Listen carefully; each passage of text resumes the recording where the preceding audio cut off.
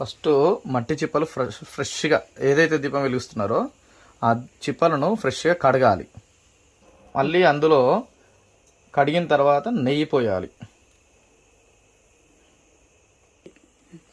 నెయ్యి పోసాక ఇట్లా ఇదిగోండి 3 వత్తులను ఇట్లా 3 వత్తులు కలపాలి.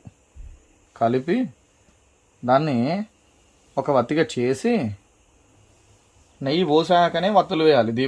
ప్రమిదల్లో 2 ప్రమిదల్లో 3 వత్తులు వేయాలి.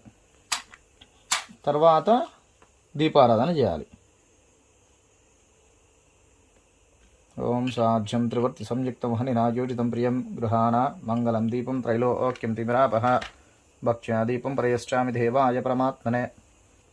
దీపారాధన చేసిన తర్వాత గంధం తీసుకొని దీపానికి బొట్టు, ఈ గంధం పెట్టాక కుంకుమ పెట్టాలి. కుంకుమ పెట్టేసి ఈ ప్రమిదల్లో 2 అక్షతలను సర్వోపచారార్థం అక్షతాన్ని సమర్పయామి. దీపాల దగ్గర అక్షతలు వేయాలి. వీలైతే ఇక్కడ పూలు కూడా పెట్టుకోవచ్చు, మీ దగ్గర పూలు ఉంటే. దీపారాధన చేసినాక దీపానికి ప్రమిదలకు బొట్టు పెట్టాలి. కానీ అందరూ జనరల్గా చేసేది ఏంటంటే దీపారాధన చేయకముందే ప్రమిదకు బొట్టు పెడతారు, నెయ్యి పోయకముందే వత్తి వేస్తారు. అది 100కు 1000% తప్పు. అట్లా చేస్తే దీపారాధన చేసినటువంటి ఫలితం అంతగా ఉండదు. ఎందుకు అంటే స్నానం చేశాక బట్టలు వేసుకుంటాం, అట్లాగే ఈ ప్రమిదలను శుభ్రంగా కడిగి తుడిచి అందులో నెయ్యి పోసి వత్తులు వేయాలి. మళ్ళీ తర్వాత దీపం వెలిగించినాక బొట్టు పెడితే దీపానికి బొట్టు పెట్టినట్టు అవుతుంది.